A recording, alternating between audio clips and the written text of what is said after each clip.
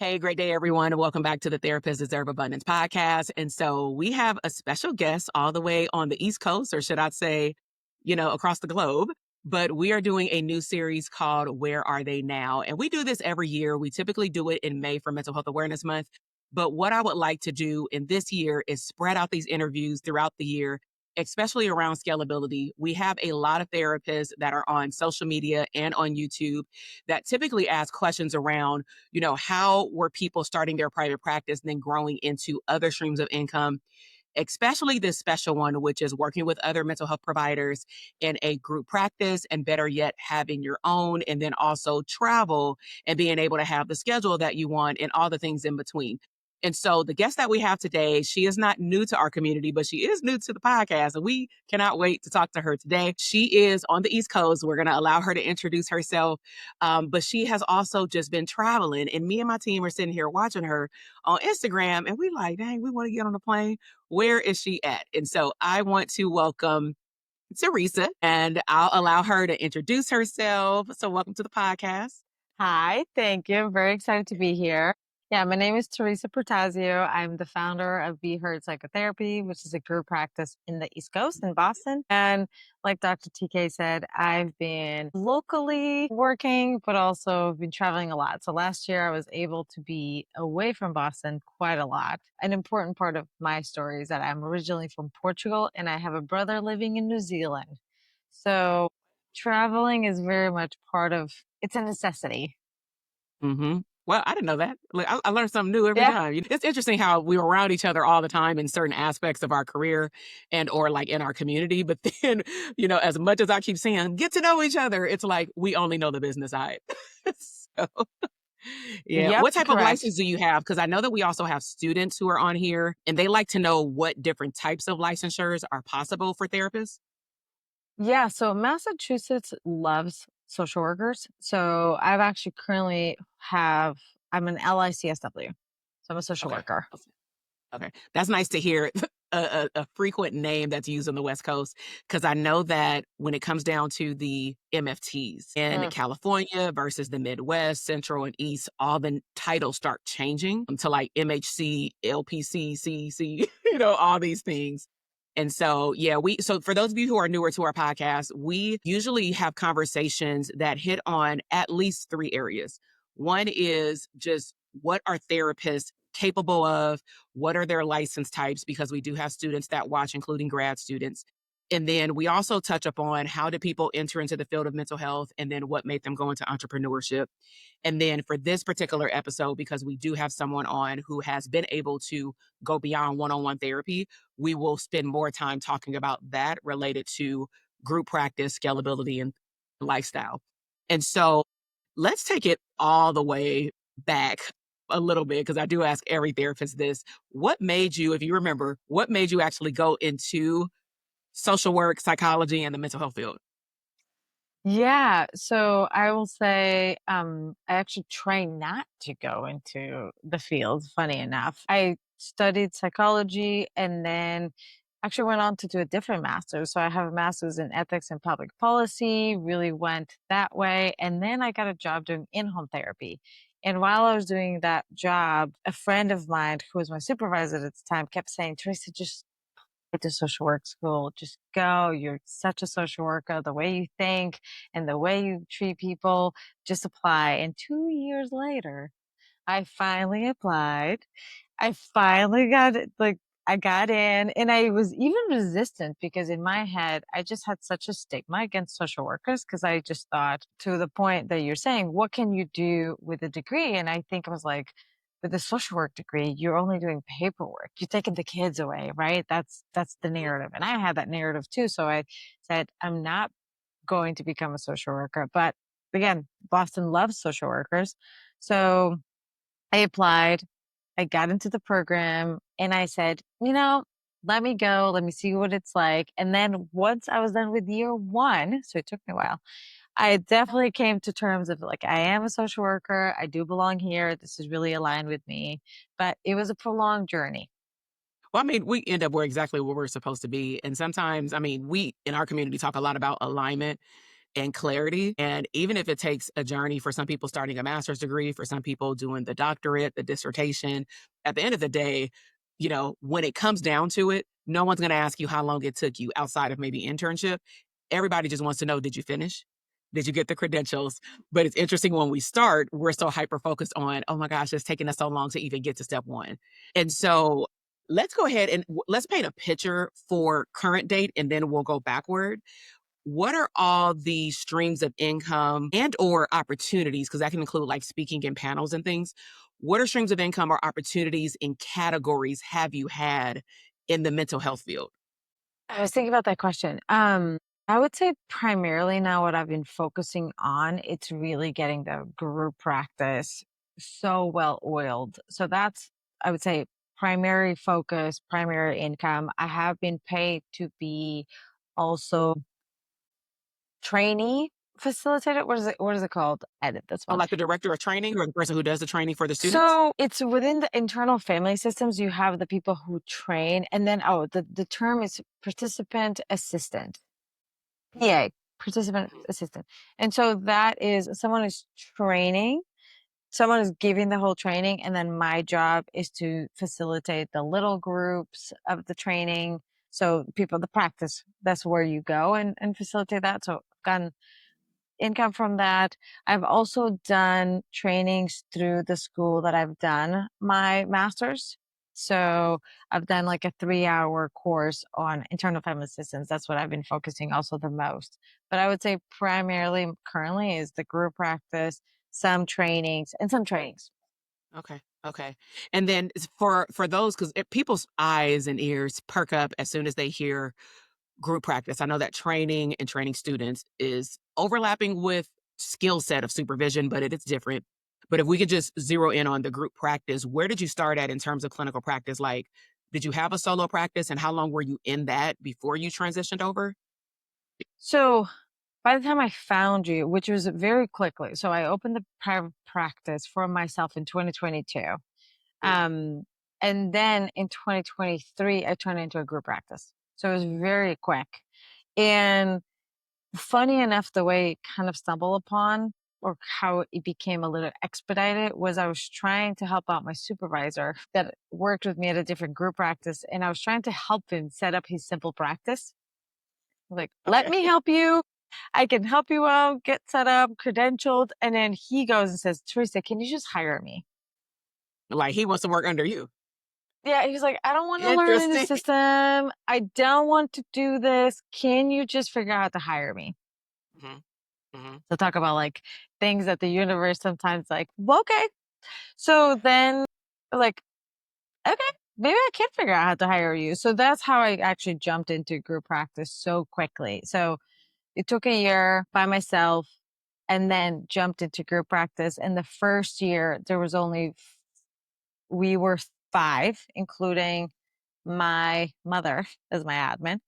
And then the following year, we really got much larger. So 2023, we're 5 with an office of 2 people. Then at the end of 2024, we were 4 plus an intern, and the space got tight. And then 2025, we were 13 in an office of 6 Wow. people. Yeah. Wait, so were the first group of clinicians, they were all licensed before you did pre-license? 2 of them became fully licensed. So LMHCs, you get the masters and then you get the supervision and then you get the degree, the license, the independent license versus social workers, you get the LCSW right away and then you get the LICSW. So 2 of them were not independent and they became independent working with me. So so I hear so many things 'cause I'm thinking about the Sorry. I clients that know. we've had. Oh, no, no, no, it's Yeah. good Okay. because like I said, so for those of y'all who don't know how we roll, we will send templates of examples of questions, but I'm like, we're gonna go with the flow because I'm also hearing the voices of therapists who have been asking these questions for 1 or 2 plus years because we don't have that many group practice owners on our podcast because a lot Mhm. of people tap into it like, let me get into simple practice. And then they realize, oh, wait, it's like a whole nother system. This is not what I signed up for. I'm gonna be managing people, I'm gonna be managing the system. And so one of the things that I want to highlight that you mentioned to other therapists is that y'all really got to know, especially for those of you who are licensed in multiple states or who are getting clinicians from different states that you're licensed in, that you want to run, let's just say a telehealth group practice, is you really want to understand the journey of what are the check marks for someone to get licensed. Because if you move prematurely in hiring and don't understand how long it's going to take somebody to get licensed, that can also prevent them from actually getting clients, let's just say through credentialing, through insurance.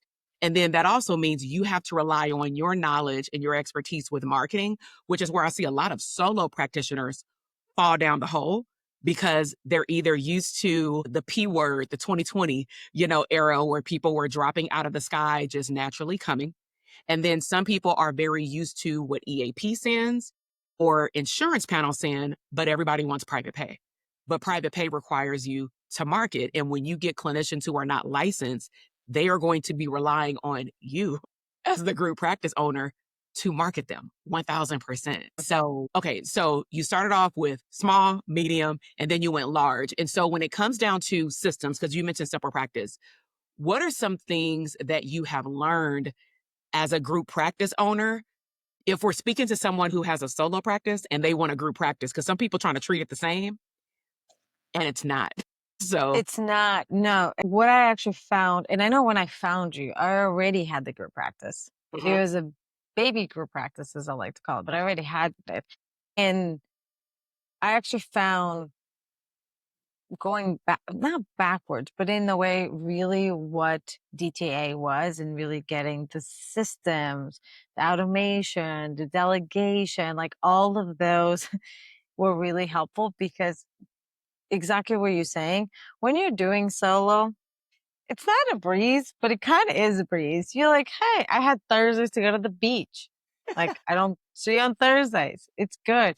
I was doing my own billing because it was really easy. You do it on, most, and I actually always take an insurance, but even that was fairly easy. So I had one entity, one marketed. I already was known in the Boston area. So, didn't even need that many clients to get a full caseload. It was really breezy in a way. Shift to group practice. Exactly what you're saying. You're managing people who are managing people in a way, right? So clinicians in a way are containing a lot of folks and you're containing that. So you're always working in systems. And kind of my hope with the practice and my mission with the practice is always to make the clinicians exist in a place that they want to work at. I actually want to create a clinic that clinicians do not want to leave, not because they're held yeah. hostage, but because they're so happy, right? It's And the culture of the so company. we're hold you hostage forever. No, but my hope, and so to be so mindful of that, right? So how do you market them? And you talk a lot about this of who's your avatar client. Okay, who's my practice avatar client? Who's each individual's clinician's avatar client? So there's a lot of other things. And one thing I find also interesting is that we are mental health providers. So we have so much of our own internal narrative system going on. So I'm very aware of all my anxieties, of all my feelings, very aware of everyone's feelings, and to be so mindful of all of it and to get really, really good at delegation, automation. One thing I really appreciate about your program was find out where you're spending your time and the things you don't like, get rid of it. Because I was losing hours on the thing because I drag it. And I'm like, yeah, this is the worst. Get it. But when I hired my admin now, who I adore, and I'm so grateful she exists, and I tell her as often as I can, when she started, I asked her to put paper in a printer. And she was like, yeah, of course. And I was like, oh my God, thank you so much. Because I was so not used to delegating, right? So I Right. was like, I'll do it all. It's like, oh Yeah. my God, someone puts Because print that's what you're paper used print. to. Exactly. So that That's what shift you're used to. also, but it requires us, a group practice, to also shift into that because they do need you to be a leader. 'Cause if you don't step into that, Yeah, speak about that in terms of like leadership, because so I know some people are not familiar with all of our acronyms. So Mhm. DTA, Adult Therapist Academy, we say it so frequently, people are like, "What is that?" So Yeah. DTA, so we have it in layers, right? So DTA is our undergrad program, if you will, for clinicians to either start their private practice from scratch, and then there are a percentage. At some point, it was about only 25% were new. Interestingly enough, 75% of our clinicians in our program are existing providers. And I know what she means by going backwards. What happens is we're kind of going with the flow because we are only working within ourselves. And then we realize that if we want to create capacity to scale and to do other things, then we need to actually create or fix the systems that we have. So sometimes a lot of the therapists have to go backward, and then they go fast, because I remember you went through the program in like 6 weeks or less, because you're using it as checks and balances. But what's great is you're never starting from scratch. You're just rebranding what you already have to make it make sense, to make room. So Adult Therapist Academy is for really that automation, delegation, and your operating system for your private practice so you can make room for other things. Then we haven't talked about it yet, but like we have the Scale Academy. That was created 5 years ago because it was to create the missing gap for the people who were in the mastermind at the time, the group practice, leading to leadership. A lot of individuals would go from DTA to ECM, our mastermind, to grow a group practice. And they grew a group practice. Don't get me wrong. They did really well 1 to 2 years in our program. But then there were a percentage of them, the reason why it was taking them longer than anticipated is because they didn't realize that leadership is a learned skill. There are certain things in you that make you a great leader innately, but you still have to learn how to document and communicate to not just a supervisee, but to your team.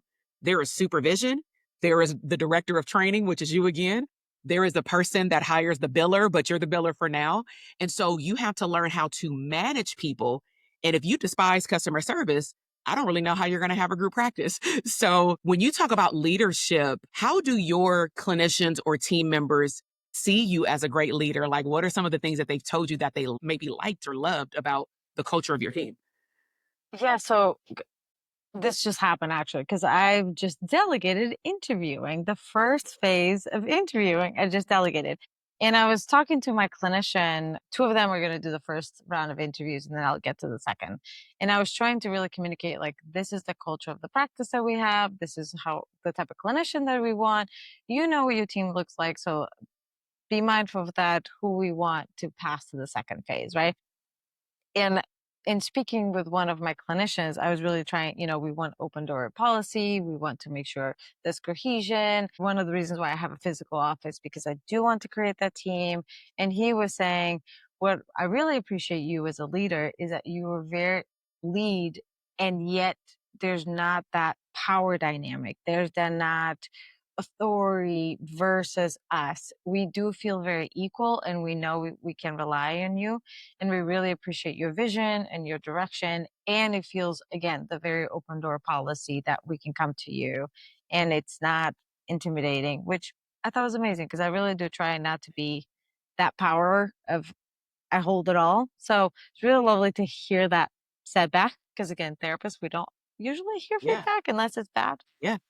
Yeah, and one thing that I think we overlook, primarily probably because we've been in the service-based field, and I've witnessed it in our business, and we have mental health, but we also have coaching and like digital products. And so what I've noticed as a trend over the last 5 years, but my last team member was able to articulate it back to me because she's been with us for a long time, is I want everybody to think about a job not in the mental health field that they've had. And for me, let's just say Best Buy or retail or something, right? We go and even mental health, you go into these buildings, you see what I call the Wizard of Oz CEOs. They are people who have those pictures on the blue background or their name placard, and you're like, who are these people? I never meet them. If we look at retail, you have the Wizard of Oz, then you have that's a visionary. Then you have the integrator, which you might only see them for a special, appearance. Then you have all of your line supervisors. Then you have your team members, right? And typically, even with language, we only use team members at a job related to people that are our equals, like our colleagues, like other therapists. Otherwise, you're my supervisor, you're the training director, you're the director of the program. And so when someone comes into an agency, and it's an agency, y'all, not a business, when someone comes into a group practice, what we call an agency, what makes it feel weird when you have a good culture is that you are no longer the Wizard of Oz and the unknown. You actually have an open door with guardrails, you know what I'm saying? But people know you by name. They know you by face. You're not someone who just pops in, collects the money, and leaves. And I'm saying that because that also is a great trait of a leader to recognize that not only do you want that in place, but also when you hire people, you're going to have to do some training around mindset that they're not used to it. So it may, in the beginning, prevent them from talking to you. And it's not that they're not a good team member, clinician, or admin, but I want to remind people they're really not used to seeing the Wizard of Oz visionary in real life and to be available and to be training me, you know? So I'm really happy to hear about that experience. And so with that in mind, let's talk about I'm going to say the back office of group practice when it comes down to not just the system like the EHR, but off the top of your head, what are some things that in terms of back office systems that you've had to put together that was literally not there for your solo private practice? Almost everything. Well, I maybe mean, not yeah, I mean, almost everything, let's but shoot the breeze. Let's talk. yeah, I would say employee handbook, one of those that you don't want to realize you should have had it when you something goes left. So employee handbook for sure. Payroll. Payroll taxes, which we won't spend any time on that. But yeah, the good payroll system. I already had QuickBooks, but just to be better at that, I would say I've invested a significant amount of time and money in a way to really understand my money. Because in private practice, when you're doing solo, you have very one-to-one control, right? I know I work 20 hours, I can expect to be paid 20 hours pretty consistently, especially if you're doing just one health insurance or private pay. And the group practice gets a little bit trickier. I had to learn, I guess, more thinking about systems. Also include, Payroll, because this topic comes yeah, up with payroll, is like, we don't need to know the number, but maybe what yeah. thought process went into how do you decide how much to pay your clinicians? Because a lot of our therapists who have come to us after burning themselves out in their own practice with no mentorship, nothing, is that they start paying. We've had people who are paying people and now they're paying people too much and they can't go backwards. So now they've dug a hole. Yeah, right. And I think it's a misconception. I had a misconception when I work in a health agency. Like I worked for a large hospital in Boston and I kept bringing like, how do you pay me so little if the reimbursement is blah blah blah? I've tried to be extremely transparent with my team without scaring them of what is possible and what's not possible. And I try to be very also mindful, and I would say this is a big thing for group practice, is do you really want to do this? I think there's this conception of like, this is the biggest cash cow of your life. Slow down, They pause. pause, go talk to people. So, and also at what point is it worth to you, right? Do you have a number? Okay, if a clinician's bringing 10K a year, is it worth to you? Maybe not. If it's bringing 100K, then you're definitely underpaying them. You know, but there has to be a number for you. There has to be a level of stress that is worth to you. And at a certain point, it may not be worth. And one big thing I had to learn at the beginning was I would hire these people and I would not sleep because I felt so responsible for them. And then I kept telling myself, they are adults. They're consenting adults that consented to this job, that agreed to this pay and agreed to this work. So you're not tricking them. They are, again, and they have the free will to leave.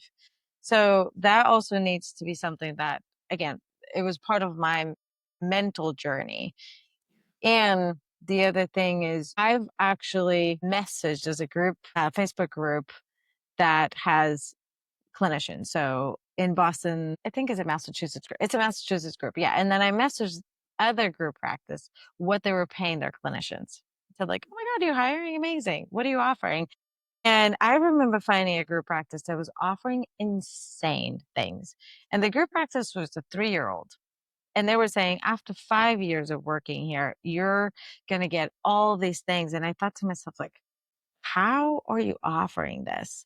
Because you haven't existed for more than 3 years. How are you saying that in five, you're going to offer all of this? But so if you're a group practice thinker, and if that's what you want to do, I would say do a market search, figure out what's in the vicinity, what people are paying.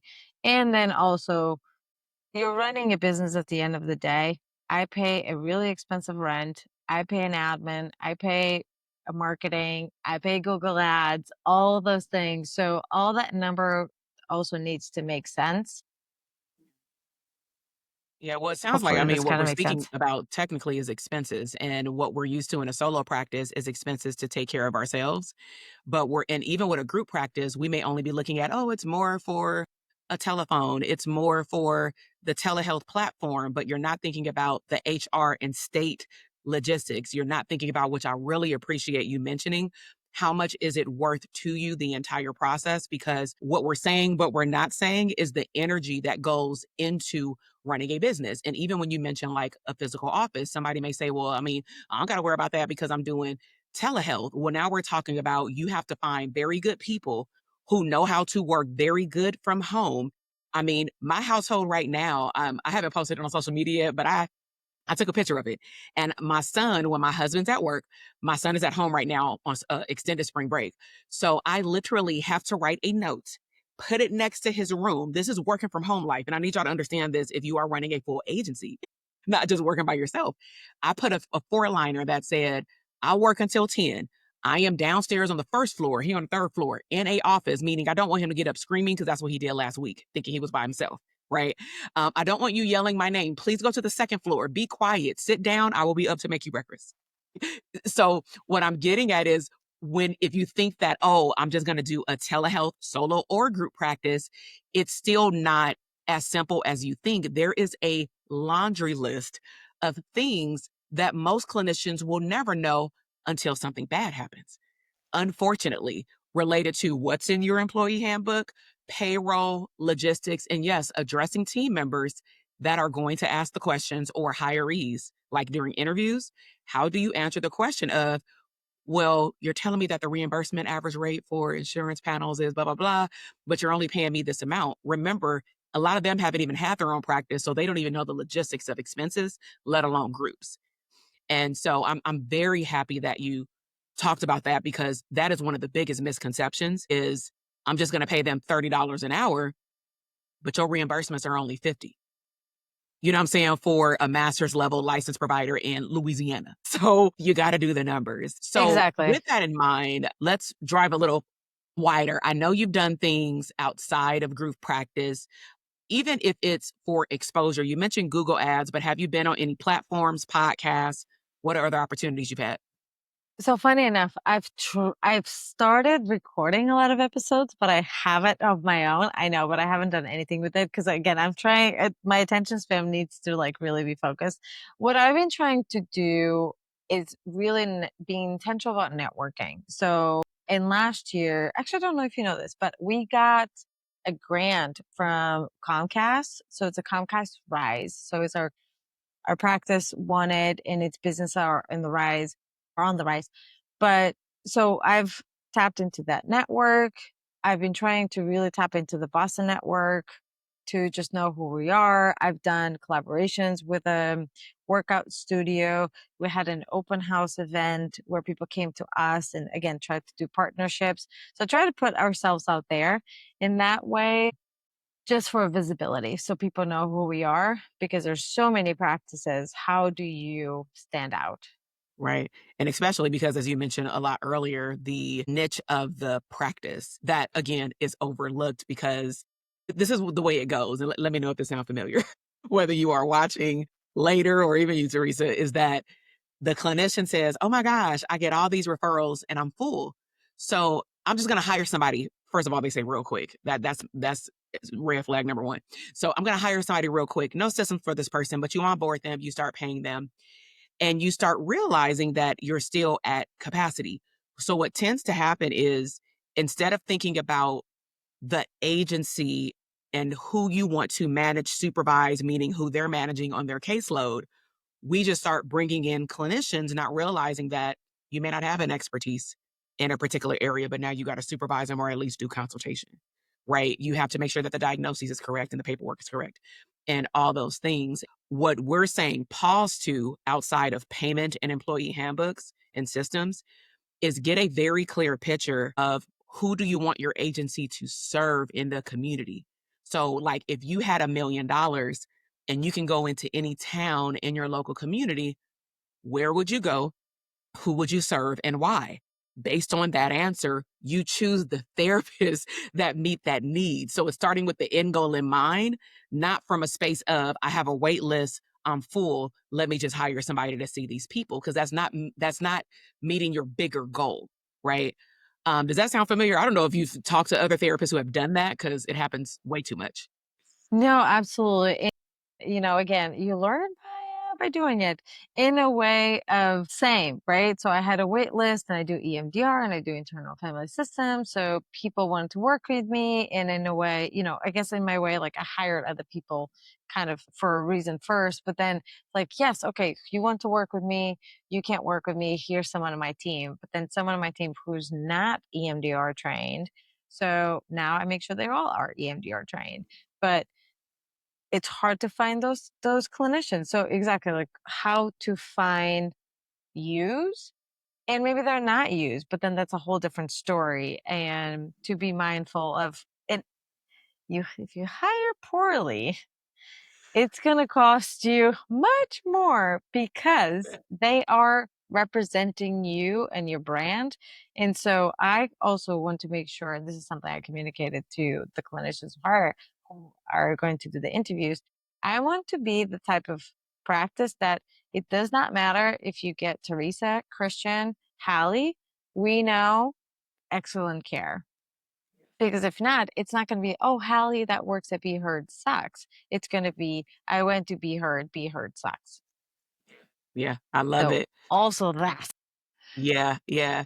So since we're talking about agency, and I know you've mentioned it, I've mentioned it as well, like our community. And so we don't talk a lot. We used to talk a lot about it, but it kind of like died down because I just want to talk about like where are therapists now.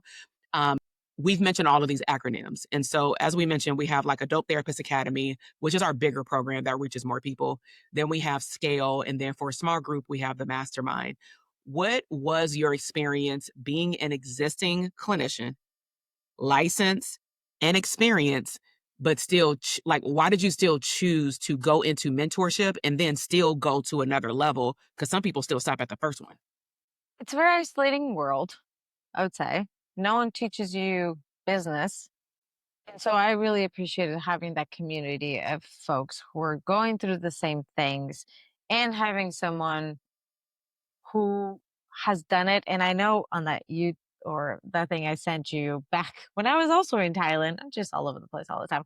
Um, Leah. but I said that, why purchase an IKEA furniture with no instructions? I think what I really appreciate about your program is that there are the IKEA instructions and maybe a little more loose because then you adapt it to who you are and what do you want to do. But the instructions are there, which is really helpful because I think a lot of times, and I have built a bed from IKEA without following instructions. And turns out failed at the last step. So I could not put the mattress on top. So this is my own advice here. But I know it was ridiculous. But this to say, why to invent the wheel when someone has already invented the wheel? And a lot of the times I remember in some of the calls, you hear someone else's not struggle, but like bump in the road or success. Like actually, that was even bigger. That's even a bigger motivator. But to hear other people's success and the big shift of therapists do deserve abundance, right? I think so often we are told we can't do more. We can't be greedy. We can, and we're not greedy. We're, we're actually serving people who can find us. Amazing. Let me create more access to that. But I found the program super helpful of A, instructions, B, a roadmap, and then C, the team, the crew, the people who were in it. Because I remember even the platinum was Yeah, it's scale people it's the same who thing, it's just we adjusted the name because people okay. are getting confused. There you go. Yeah, just that crew and just hearing, okay, you're not only just doing like you're not just getting from your 9 to 5, you're then trying to tap into other things. And sometimes hearing, okay, clinicians can do this and that. I never thought about that. Let me do it. And sometimes even hearing, "Oh, should I do a membership? I could. Okay, not for me, but someone else is doing it. And this looks really exciting. Maybe I can tap into that one day, but that's not for me right now. That I found it really helpful too. Yeah. Yeah. So one of the things I remember about your cohort, because we in the it used to be called DTA Plaid. So depending on how long y'all been around, we called it DTA Plaid. And then we started surveying the DTA alumni last year because it was interesting. We were evolving the middle program. We had ran it as a secret society for a very long time. Because as you know, it was only offered up until I think the last conference we had in Vegas, and that was only a one-time thing. It was only offered to DTA students. And so as we interview people like, hey, you all are in my DM or asking questions on these YouTube videos around scalability, but I done sent you about 1,000 emails. Like, I could see that you see them. You know what I'm saying? Like it landed. And so they were like, oh, I didn't know you had a loan video in there.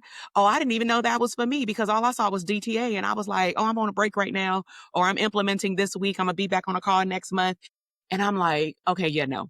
And so we actually converted over to a name that we have been using behind the scenes for the outside public. And the way that we would describe it is the Therapist Scale Academy. That was actually our beta name because it explains how you're not growing a private practice.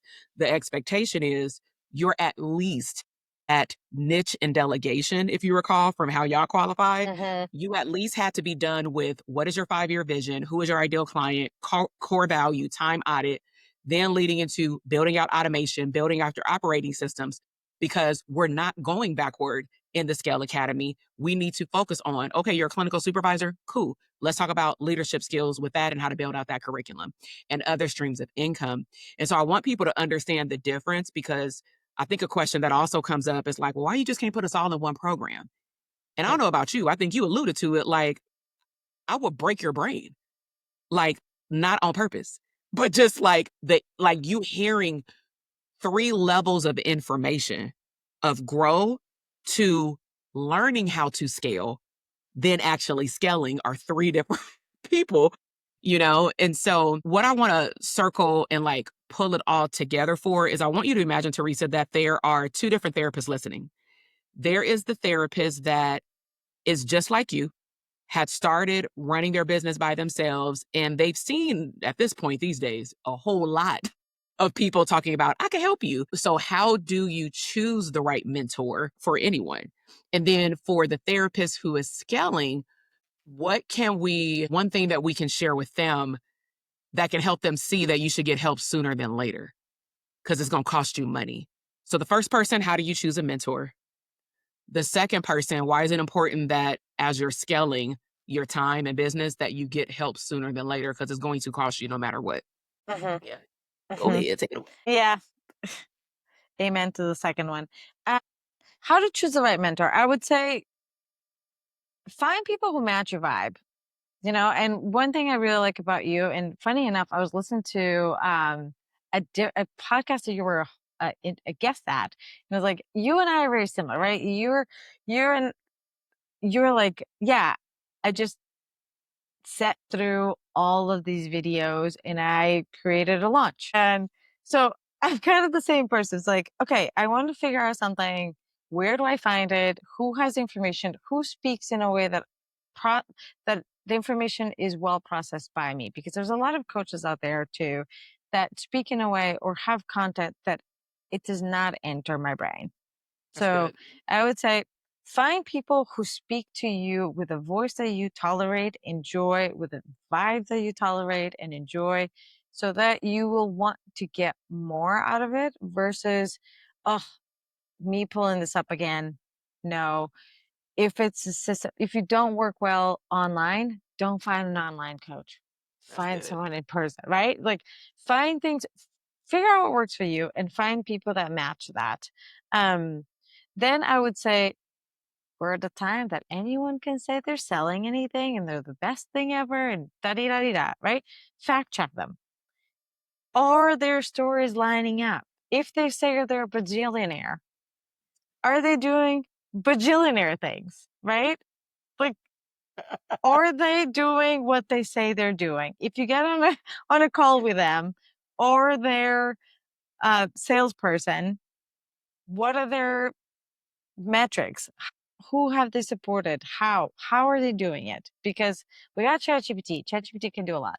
So fact check them before you hand in a lot of money. Also find people that are on your budget. Just because someone is $3,000 doesn't mean that they're suck compared to someone that's 20K. So also the money that can get, and actually this is a big thing. You might want to do masterminds. You might not need to do masterminds. You might be at the stage of a mastermind, but you also may be at the stage of an undergrad DTA, you know? Yes. Yes. Also know what stage you're at because you might then get here and or at the mastermind level and you're like, oh my gosh, this is not my place. I'm too overwhelmed. I want to cocoon into bed and I'll never succeed.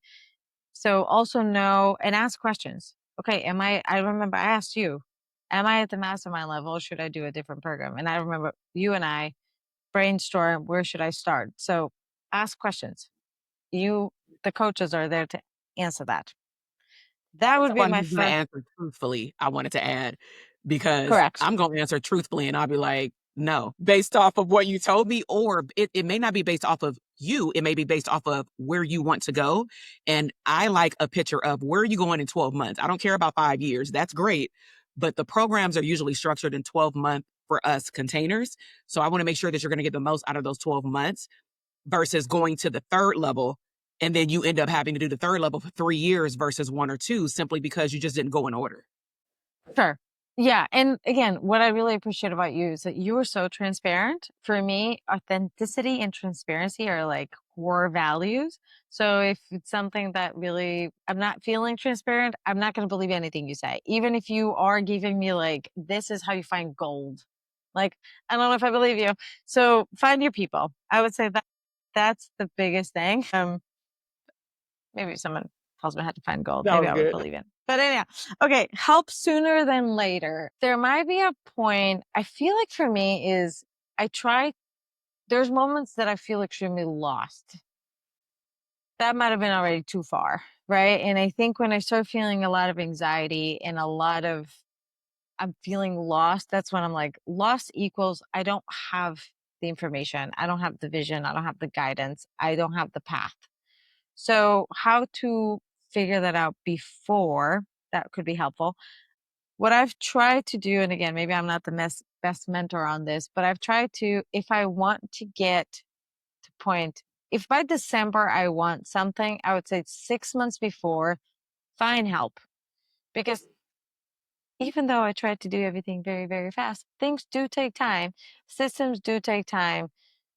Help takes time. So I would say whatever you want to do, a minimum of 3 months before, find something. Just even the help can be talk to someone who's done it, message people. People are actually so willing to help you.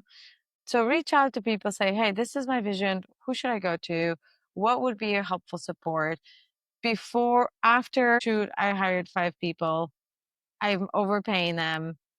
Should I fire them all? No, that sounds awful, but you do need something. So I would say if you want something in the future, think with a minimum of 3 months and then go find help. Yeah, I like that, and I'm gonna couple that with what you said earlier with the fact check.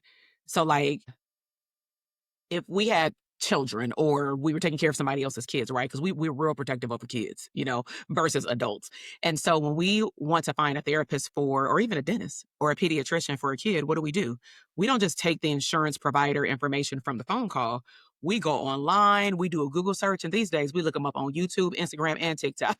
We want to hear them talk. We want to see their face because we want to make sure our kids are going to, open up to them per se.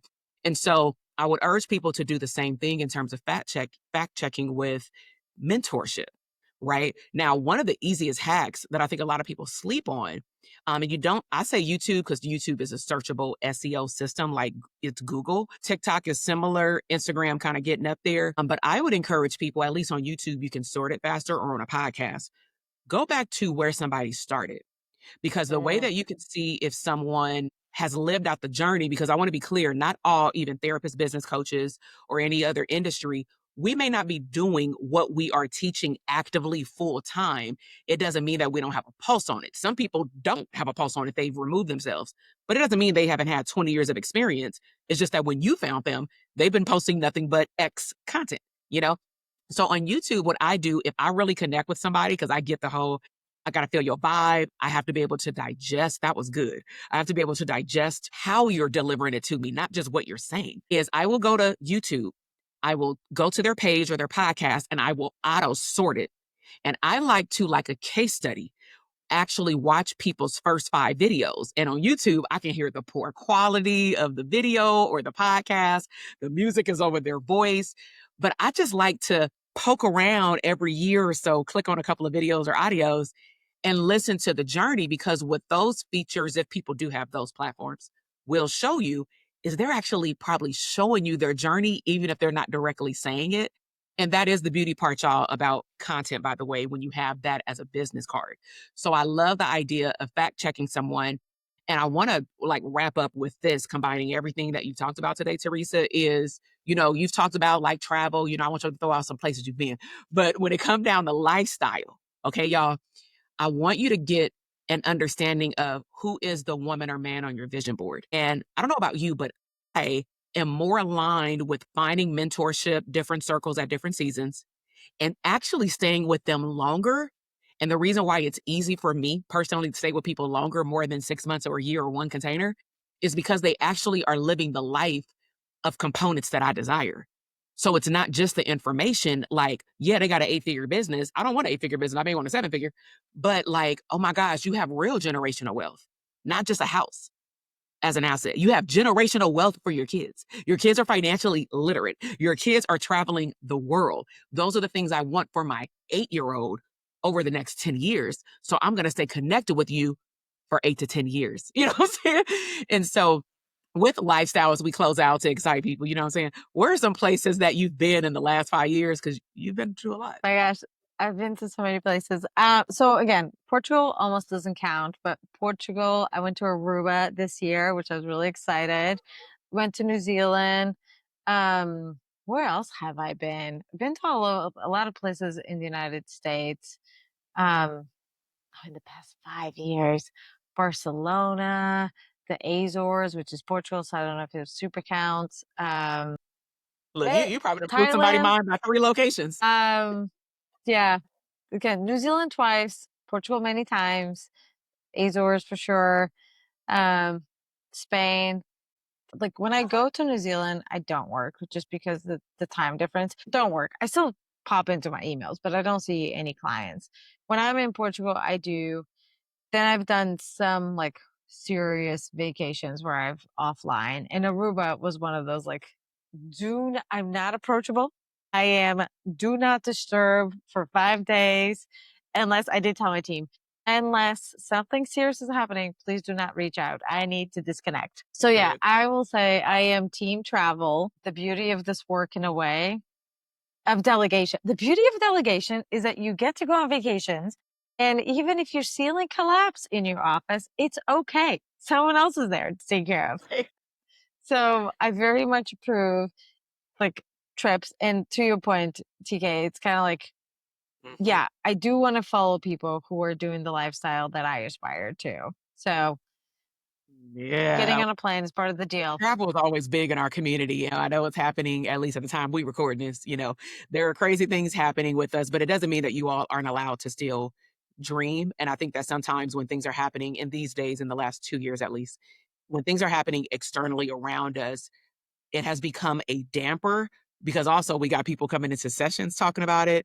Then we got our family and friends talking about it. You may have clinicians talking about what they're going through and then all the people connected to them. And so we're holding a lot. And I really enjoy how you even talked about don't you realize it, like you defined even three different ways to travel. Like there will be offline travel, and that's what I meant by guardrails, meaning you're available when you're there, but it's still within boundaries, like don't hit me after 5, kind of thing. And then you have, I'm just gonna pop in once a week or once every morning between 8 and 9. I'm gonna check my email. Ain't nothing urgent. I'm out, you know. And then there will be certain areas where you may still choose to work, but again, with boundaries, maybe between certain times. And so I just want people to know we really take seriously around here, like work life integration. But I want to be clear that does not mean that you're on all the time, right? Because I think people with my content can get confused because I videotape everything, but that's who I am as a person, not as a business owner. I've always been a camera girl. You know what I'm saying? So I want to thank you so much for being on here. I always like to call y'all back at least once a year or so. And so, Yeah. where can people find you? Because I'm sure they're going to now start looking for the group practice and all these things to ask Yeah. questions. So, share with Please them. find me. I'm really happy to support you. And you can find me on Instagram, Teresa Protasio, and we'll add tags Link it. hopefully. So yeah, Teresa Protasio is my name. You can find me on Instagram. The practice is called Be Heard Psych because I want people to be heard. That's the mission. So those are two things. You can find me on LinkedIn too, but I would say Instagram is the biggest thing. You can definitely message me and I'll help you out. And stay tuned for the yeah, at the time of this, there's nothing out yet, but there's some ideally supports coming your way because I do find that this is something that people need help with. So yeah, I know. Yes, yes. Yes, Going yes. digital. Yeah, so y'all make sure to subscribe to the YouTube channel if you like YouTube interviews and podcast interviews like this. Also, we'll make sure to link up all of her content below. And then also we collaborate with posts on Instagram and things like that. But y'all, one thing I will really appreciate is outside of commenting on the bottom of this video and letting us know what is your biggest takeaway, I want you all to get into her DM on one of those pages and let her know what you appreciate about what she shared, something that stood out for you. Did she motivate you more or help you pause, in terms of things that you need to think about before going into expandable, clinical group practice as well. But show her some love. We are a big community and we are all focused on, yes, therapists deserve abundance. We deserve a whole life. We helping people get lives out here too. And so don't forget about yourself. And so, with that in mind, I will see y'all in our next interview, but in between some business masterclasses and some vlogs behind the scene. All right, y'all, have a great rest of your day. Bye.